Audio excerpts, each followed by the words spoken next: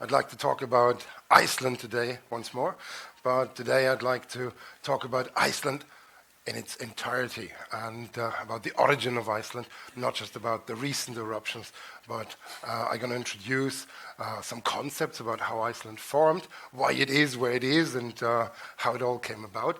And then I'm going to introduce you to the Champions League of Icelandic volcanoes. And then we're going to talk a little bit about the pros and cons of volcanoes as well. What is good and what is not so good about volcanoes. Because like everything, there's good sides and there's bad sides about volcanoes. So I call it the journey from the center of the Earth, not to the center of the Earth, as Jules Verne called it, because magma obviously rises from the interior upwards. And it's a probe for us geochemists and geologists to look into the interior of the Earth.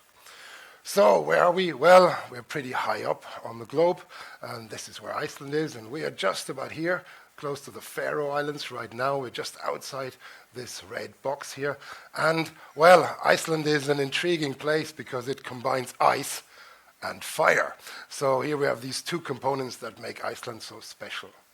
And Iceland sits on a mid-oceanic ridge, and in particular the mid-Atlantic ridge. This is where the Atlantic spreads, and it spreads on a continuous basis. It spreads every day just a tiny little bit, and this ridge actually spans all around the globe, and it's about 60,000 kilometers of volcanic ridge, and most volcanism on the whole planet happens along these ridges. 84% of all volcanic activity is submarine along these mid-oceanic ridges.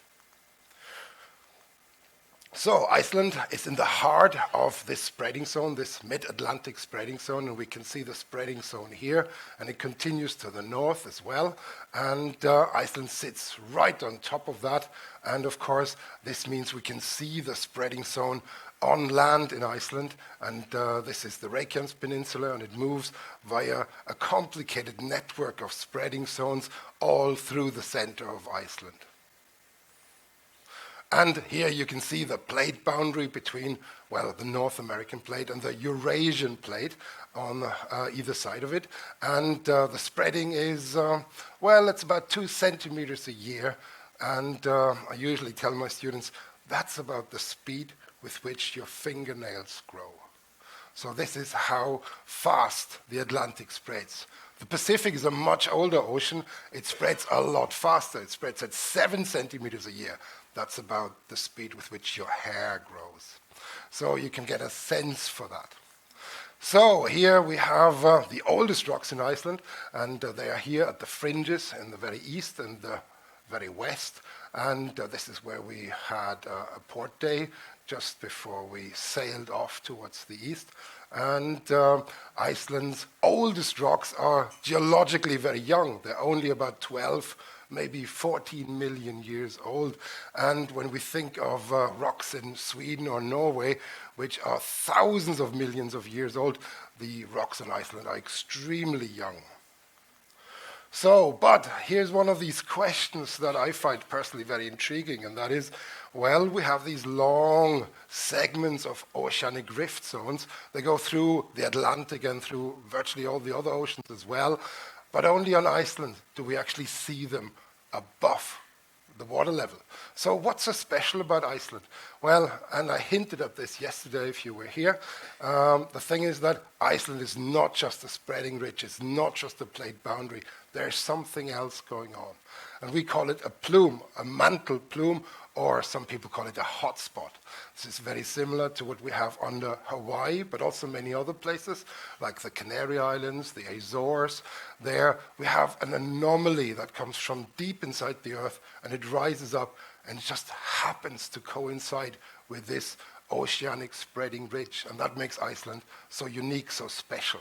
So here we have a spreading ridge that is hit by one of these deep-seated mantle plumes. And Well, these spreading ridges, they usually start off somewhere in the continent, and we have one like this. It's the Rift Valley in East Africa. It looks like this. We don't have an ocean there yet, but the plates are spreading apart, and once they have spread to a sufficient degree, we actually start having water flooding in, and then eventually we make a large ocean with a ridge in the middle.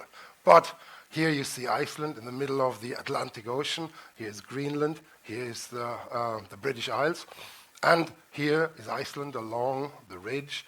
And it sits here, and there's a swell of ocean rocks underneath, and it continues all the way to Greenland and to the British Isles. And there we have volcanic rocks that are very, very similar to the ones on Iceland, only they're much older.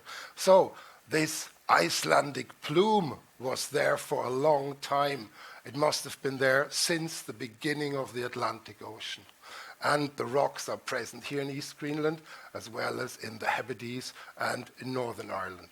So we have initially a plume that came up, and it hit the areas here in Greenland when the Atlantic was still together, and at the same time here in the British Isles. And then the Atlantic started to spread, but the Icelandic plume maintained its position. It was strong for many millions of years since the Atlantic started to form, and it's still going strong at the present day.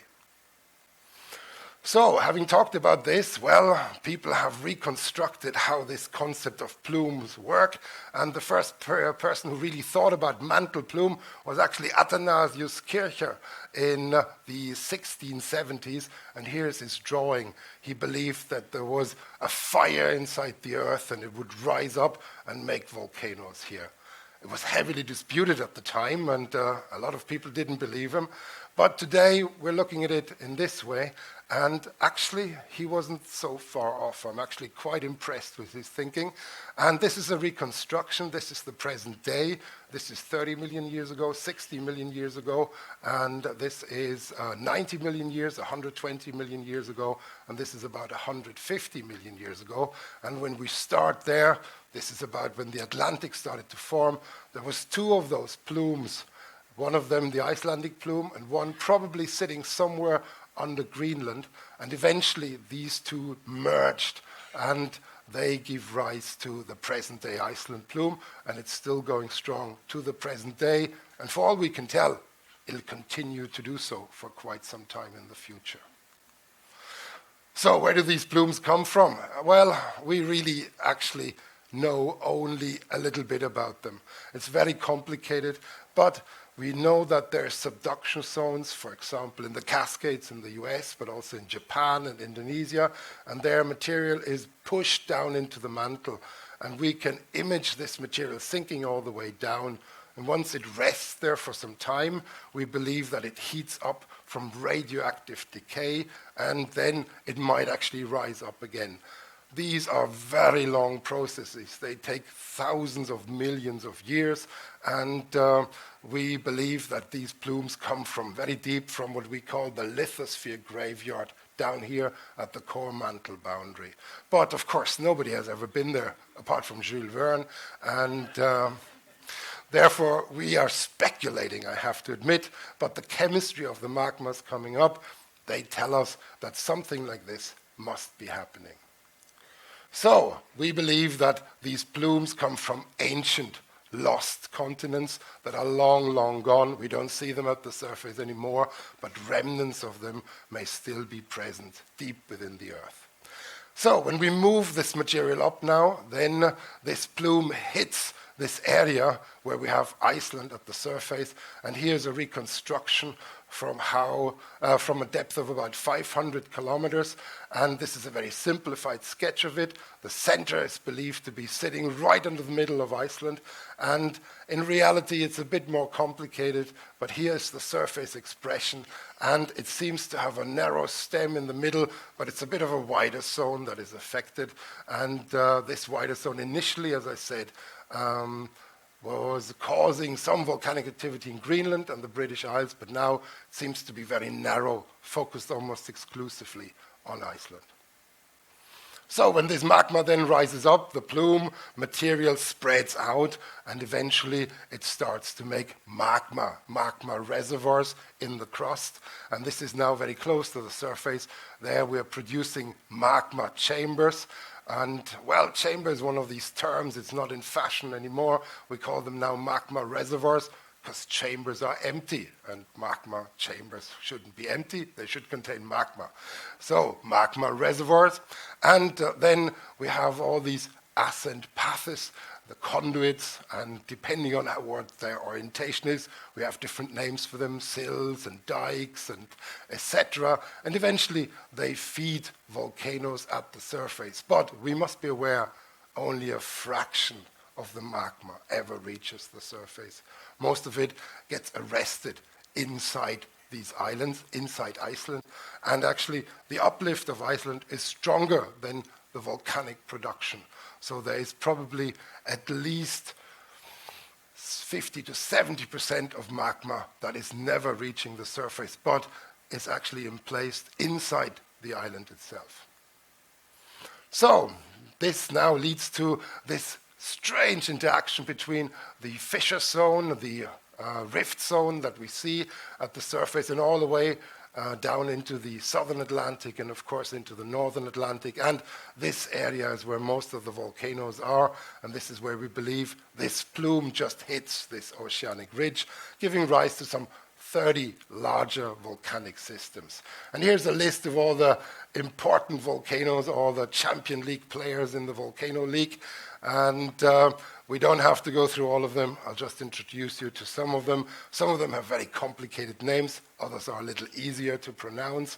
But my goal is now to give you the most important ones and a little history to each of them. So before we do that, I should point out there's two core types, and this is central volcanoes. These are usually the cone-shaped volcanic edifices, the stratovolcanoes.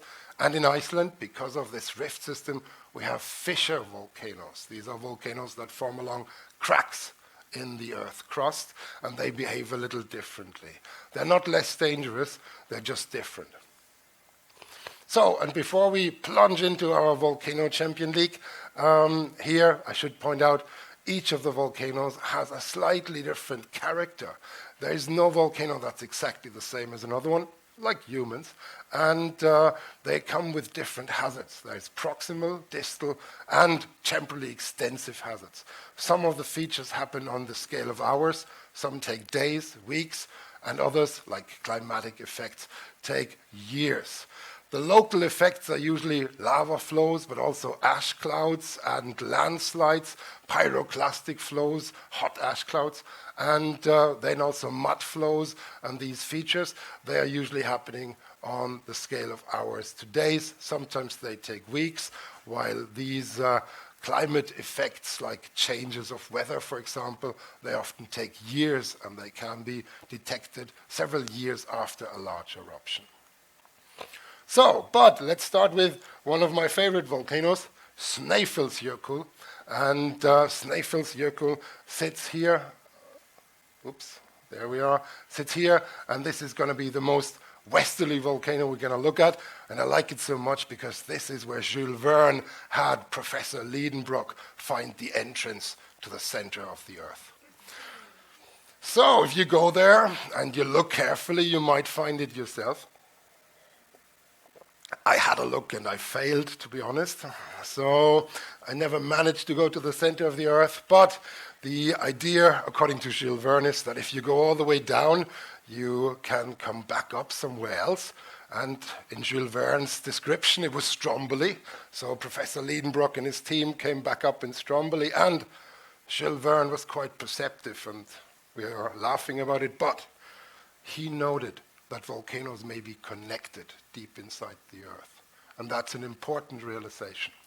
So this is a strange zone that sticks out here, and it's called the Snæfellsnes Peninsula, and this is a separate volcanic ridge, and here we have the volcano itself. Usually it's snow-covered, and it's a little peculiar, and this is probably why Jules Verne chose it for his novel Journey to the Center of the Earth. So then I'd like to move you down to the Reykjanes Peninsula. This is a bit further south. And we talked about Fagradalsfjall yesterday, a rather unknown volcano until about 2 years ago. And it sits on the Reykjanes Peninsula, only about 40 kilometers from Reykjavik, very close to Reykjavik. And it's a ridge-like system. It's an elongate volcano, and it had an eruptive pause of more than 800 years on the entire Reykjanes Peninsula, and now this new eruption causes concerns that the Reykjanes Peninsula might wake up again and become volcanically very active, given that there is Keflavik Airport, Reykjavik itself, the Blue Lagoon. The highest population density on Iceland is actually on the Reykjanes Peninsula. This is, of course, a cause for concern. And here's just an image from across the bay. You see Reykjavik here, and the eruption just here, and the big eruption cloud. So this gives you a sense of the proximity of the volcanoes next to the capital here. So, some spectacular images, and Fagradalsfjall was good for a number of reasons.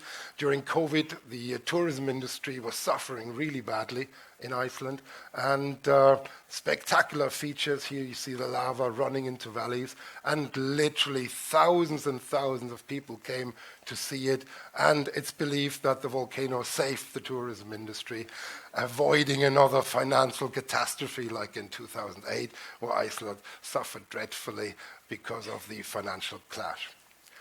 So, and here's just a few impressions. Here you see the lava lobes coming out, and this is from 2021, and here you see the amount of people. And this is a rescue worker, and the authorities were really, really relaxed about things. You could go really close to the lava. People were actually having barbecues on the lava, believe it or not. I tried it myself, but I actually felt it was a little gritty, so it wasn't all that tasty. So, and then it paused for a few months, and then in August 22, the volcano came back, and it had another few weeks of eruption, but it was a little smaller then, and this is what we talked about yesterday, and there, it's a beautiful little eruption, and hopefully it doesn't develop into something bigger, and hopefully it doesn't affect any major infrastructure. So let's move on to another big shot in the volcano world in Iceland, and that's Hekla volcano. Hekla was traditionally believed to be the entrance to hell. So here you see Hekla in this old map, and here you see the fires coming out. Hekla also gave rise to a lot of sulfur mining.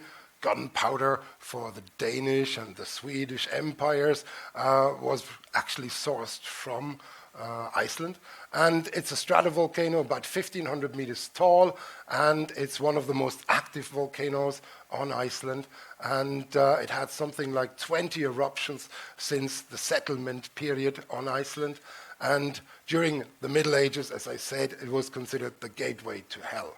So there was major eruptions, and one of them in 1104, they was used by monks to point out that Iceland is a bad place, because Iceland was not fully Christianized by then. So it was a propaganda ploy by monks all over Europe to call Iceland the gateway to hell. So trying to say people there are not quite good. So, and well, Hekla is the word for a short hooded cloak, and you can just about see it here. Sometimes Hekla has this cloud on top. It's a bit like a hood, and this is where the name apparently comes from. And here you see some old drawings with Mons Hekla, the mountain of Hekla, and this is the chaos. You can read it here. This is where all bad and evil originates from. The most recent eruption of Hekla was in February 2000, so it's been dormant for about 20-odd years, and, well, let's hope it stays dormant a little longer, but of course, it could come back any time. Then I'd like to move you down here to Heimaey, and some of you have been there, I understand.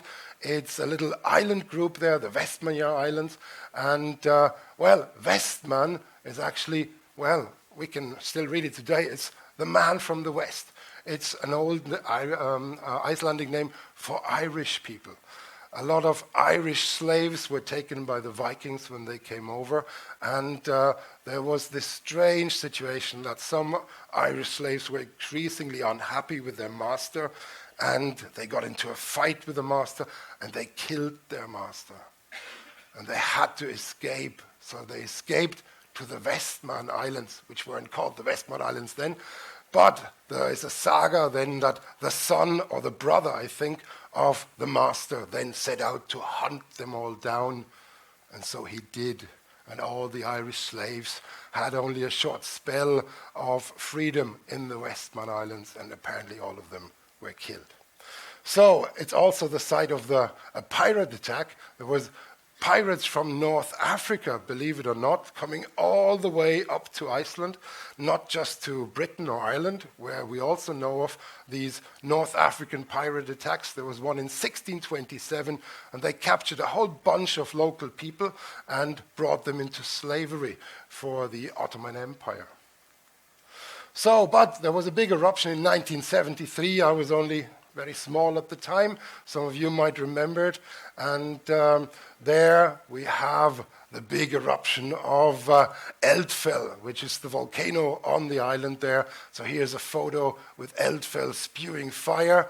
And this is Heimaey. And there we have the harbor. And you see this knob here.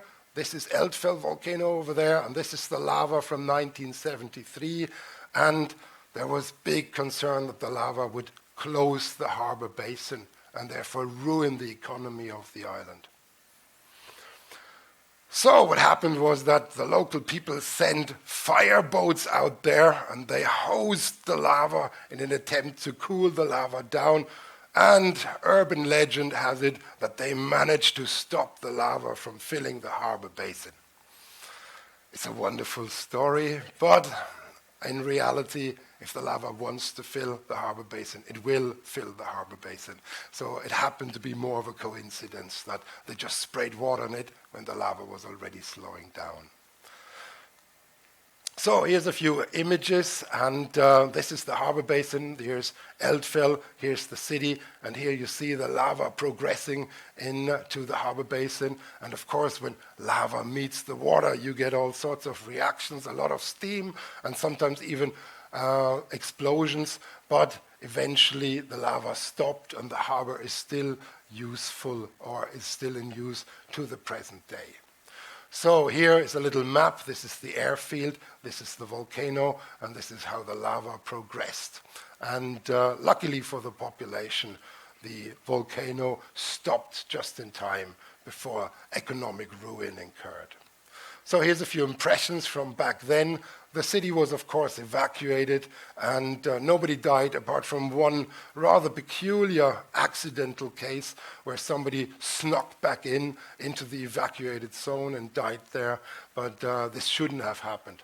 So, but otherwise, nobody got injured. Now, Surtsey, some of you might remember Surtsey as well. Surtsey is a little island that happened to start growing off Iceland in 1963, just south of Iceland in November 14th. And this has been quite a phenomenal situation because, well, it grew to about 130 meters above sea level, and it allowed scientists to witness the formation of a volcanic island. And it also caused a lot of magma, water reactions and explosions, and we still refer to these explosions as Surtseyan eruptions since those days. And the island is still there, and it's a beautiful natural laboratory. You need permit to go there. You can't just go there yourself. And they have actually drilled into the island now as well, so we have learned a lot about how volcanoes, how new islands form. And Surtsey is still going strong. It's still there, although it's shrinking. Wind and waves are wearing it down. And, well, if there's no new eruptions, sooner or later, it will disappear. And this is why this is very important now for us to study. I should point out, we had this experience before. And there was this new island which happened to grow in between Sicily and Tunisia. And it started to grow in 1831. And within a few days, The Italians were there, the French were there, the British were there, and the Spanish were there. Everybody put a flag on it. And they gave different names to it. Some called it Fernandina, the British called it Graham Island, Ile Julia, the French. And the sad thing was, it disappeared less than a year later. So here's a drawing of Graham Island, and here's a plaque that was put up, and now it's, of course, underwater. So, and this is so spectacular about Surtsey, it's actually still there. We can still study it, but it might not be there forever.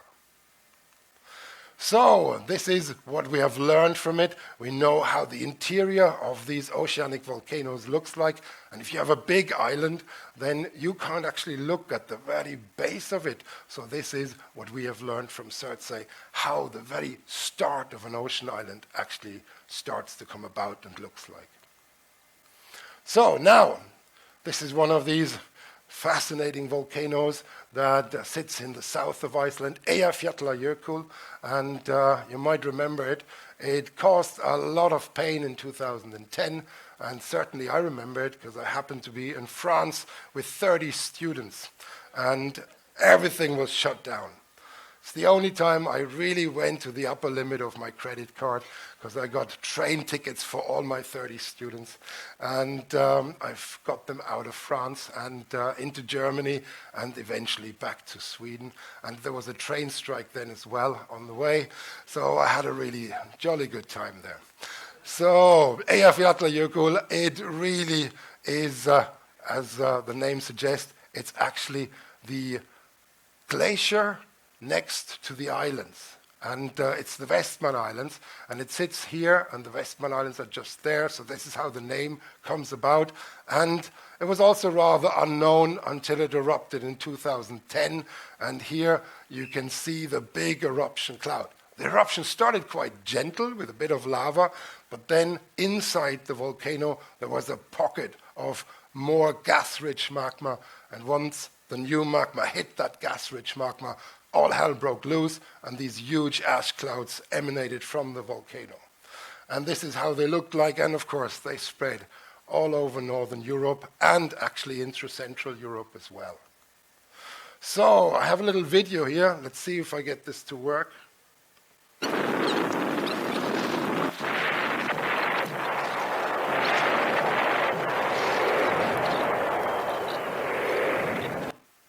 So this gives you a sense of the intensity of the eruption back then. And this is another little video, and I put a little time function in there. Let's see if I get this to work.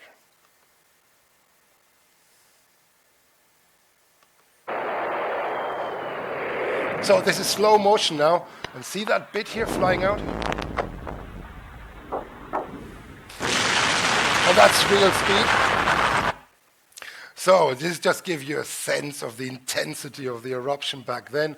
Although in the volcano world it was not a huge eruption, but the ash cloud spread all the way from Iceland into Northern Europe, affecting not just Scandinavia, but also Germany, France, and many other places. So here's the progress of the ash cloud swinging around in the Northern Hemisphere. And this was very, very difficult for Europe at the time. So here, this is the area affected: Germany, Netherlands, southern Sweden, and the UK, of course, Ireland. And it was so difficult because this, what we call the blue banana, is the economic core region of Europe. This is where all the important industries sit. If you drive any of the fancy German cars, it's made in that corridor, and it goes all the way from northern Italy through Switzerland, through Germany, France, the Netherlands, into the area around about London. And this was, of course, exactly in that corridor here. And it was really causing severe financial losses at the time. A little volcano eruption in Iceland causing a lot of damage, financially speaking, all over Europe. So now the neighbor of Eyjafjallajökull is Katla, and Katla is much bigger than Eyjafjallajökull. So we have not seen major eruptions from Katla in the recent history. The last eruption was 1918, and there is a good tephra record, a good ash record that tells us Katla has been quite active over historical times, and it sits under a glacier. So we don't see Katla really well. We don't fully understand Katla because it's hidden, but we know it's one of the biggest CO2 emitters on the planet. We estimate that it's responsible for about 4% of all the volcanic carbon dioxide emitted. Now, let me stress, volcanic carbon dioxide is still only a tiny fraction of all the emissions, and it is dwarfed by human emissions. But nevertheless, Katla is one of the big players in the CO2 emission range for volcanoes. And here we see a little photograph from 1918. This was the eruption back then.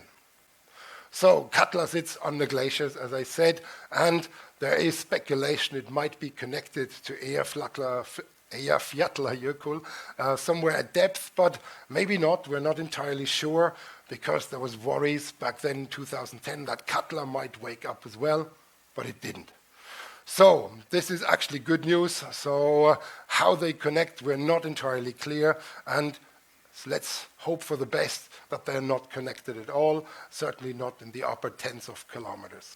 So this is the glacier, and there's a big caldera underneath the glacier, and this is where some subglacial eruptions may happen, but they would not necessarily translate in any major way to the surface.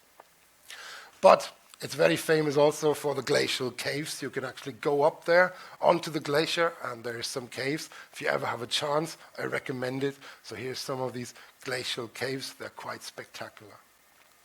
So then I need to talk a little bit about fissure eruptions. We looked mainly at central volcanoes, and here the oldest historical fissure eruption of significance is the Eldgjá fires. Eld is Icelandic or Old Norse for fire, and Eldgjá is the fire canyon. So here we have a fissure that erupted, and here you see that in an aerial photograph. It's a segment of a fissure about 40 kilometers long, and it erupted in the 930s. The exact date has been disputed for a long time, and we are not entirely sure how long the eruption lasted, but probably it lasted for several years. And it's believed that the Eldgjá eruption stopped the settlement period.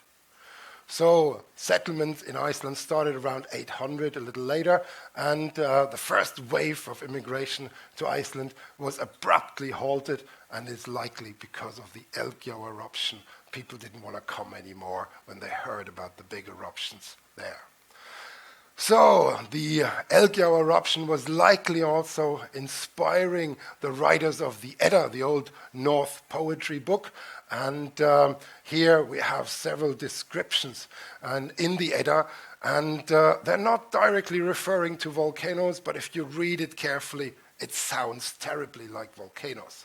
So the Eldgjá lavas reached the coast, and the eruption was followed by 3 harsh winters. There was a climate effect for several years after the eruption, and people nowadays believe that this was the inspiration for the Fimbul winter in the Edda.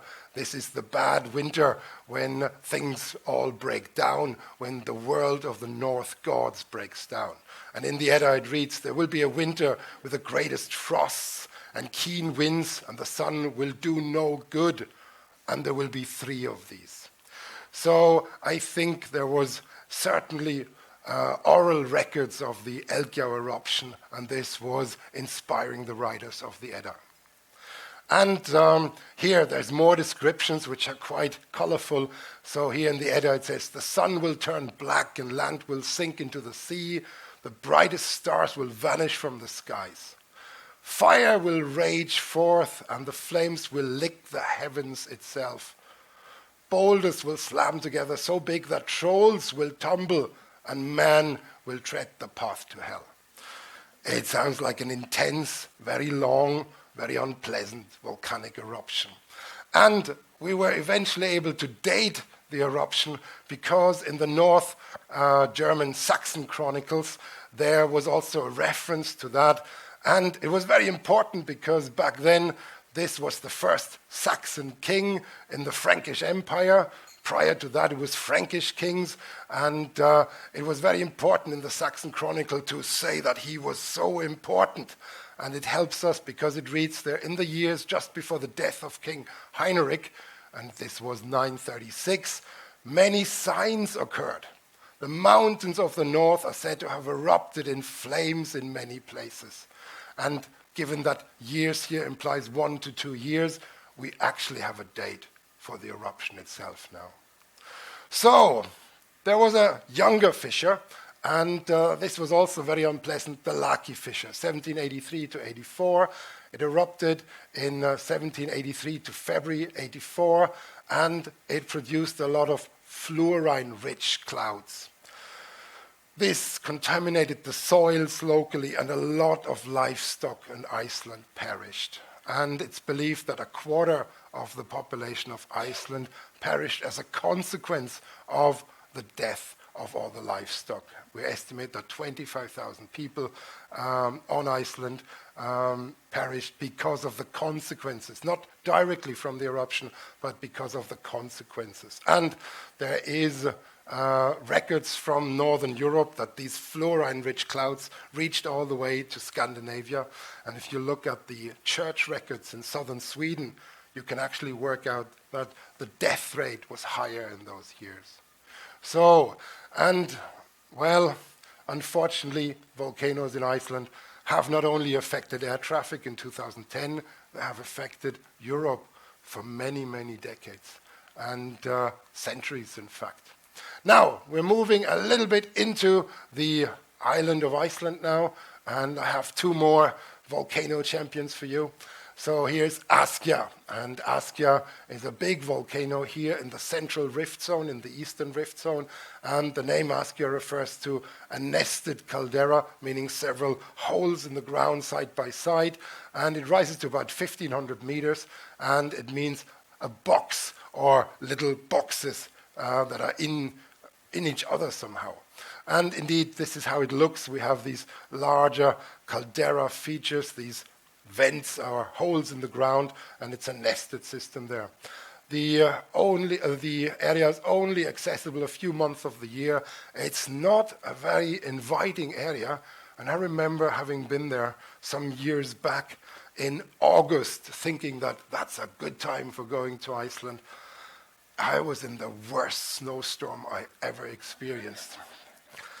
And it got so cold, and I was shivering so badly. It was actually it was the only occasion where I had to get my glucose pills out of my survival kit. It was that bad. So I don't recommend Askja at any time of the year. So Askja erupted in 1875, and it was a very unpleasant eruption in March 1875, and it triggered a wave of people leaving Iceland.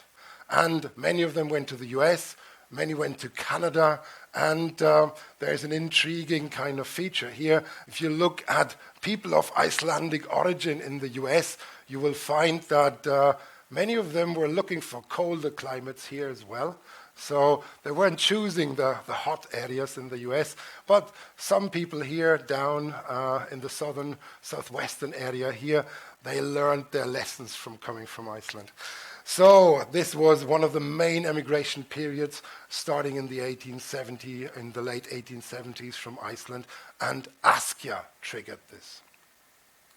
So the last volcano I'd like to introduce you to is Krafla, and some of you may have seen it. We went there with the buses, and here we have a big caldera system. It's also a large power plant, so there's energy harvesting going on there.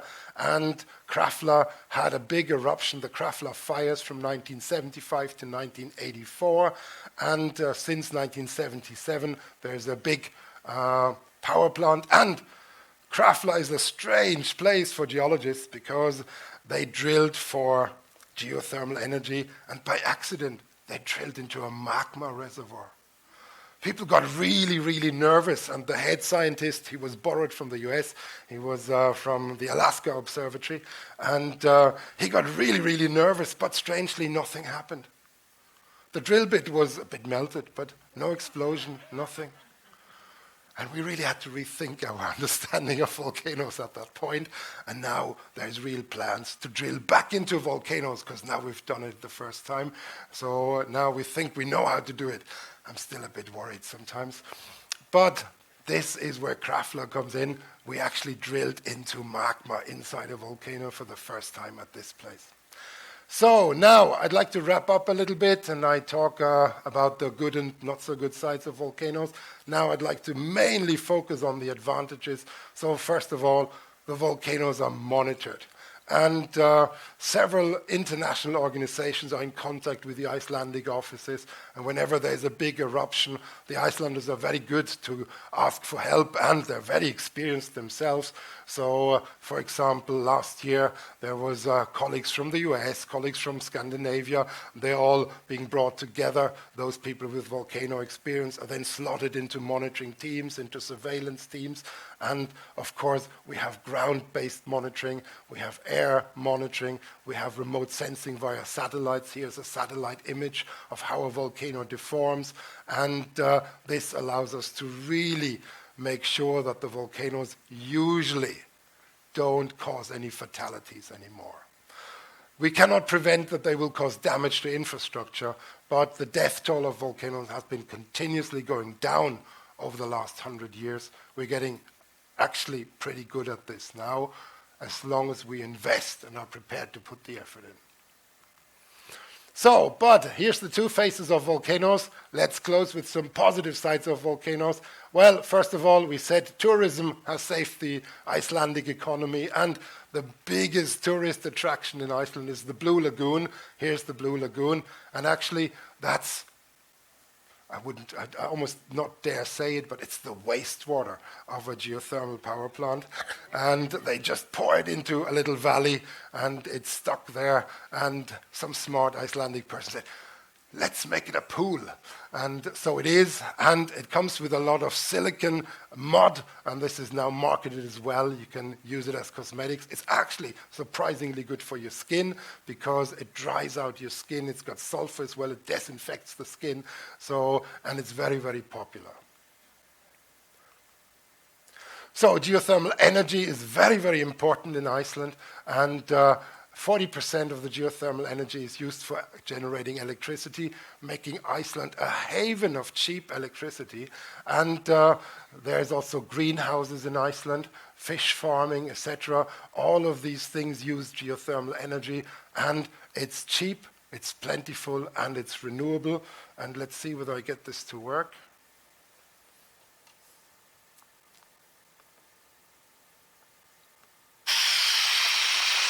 So this is a little geothermal vent near Krafla volcano, and you get a sense it's steaming away permanently. We'd be silly not to harvest the energy from these places.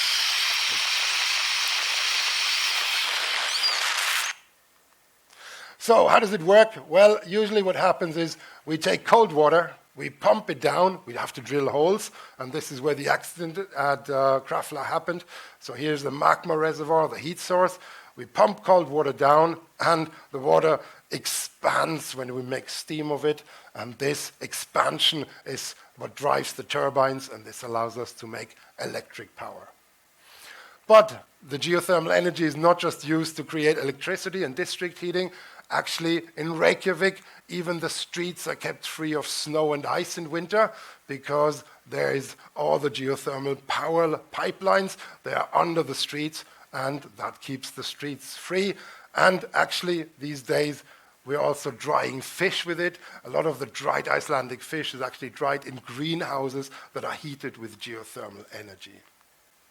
And the greenhouses are partly also used for producing all sorts of crops. And believe it or not, Iceland has the highest banana production of all the Scandinavian countries. So, and of course, you can grow not only bananas, but also flowers and other vegetables. And here you see a tiny little graph. Hydropower is rising in Iceland. This is 2010. Coal and oil is diminishing, but geothermal is the big new energy source in Iceland. Well, I mentioned the Blue Lagoon. It's, of course, a huge tourist attraction, brings a lot of money, is very attractive, and also the cosmetics that come from it. And if you go to the airport, for example, Reykjavik or Keflavik airport, you have large shops there, and of course at the Blue Lagoon itself. And the products are very good for your skin, as I said, and they're very popular. And strangely enough, I'm reading that they're extremely popular in Asia for some reason. So then, if you are a whiskey drinker and you don't like water in your whiskey, then Icelanders recommend you take a piece of Icelandic rock, you put it outside in winter, and then it freezes over, and then you can put it into your drink, making the drink cold without adding water. So we have no real ore deposits in Iceland, but there's some gemstones, and people work with the stones, of course, to a very sophisticated level. And in addition to this, Iceland has, of course, these extraordinary landforms, extraordinary life forms, and this is a beautiful natural laboratory for scientists like myself coming here, studying the eruption, studying how the Earth works, studying actually how the Earth may have even started to build continental crust, because Iceland is one of these laboratories. And just to close off, Iceland also gave rise to a whole wealth of myth, legend, and sagas, and all of them somehow connect to volcanoes. Thank you very much.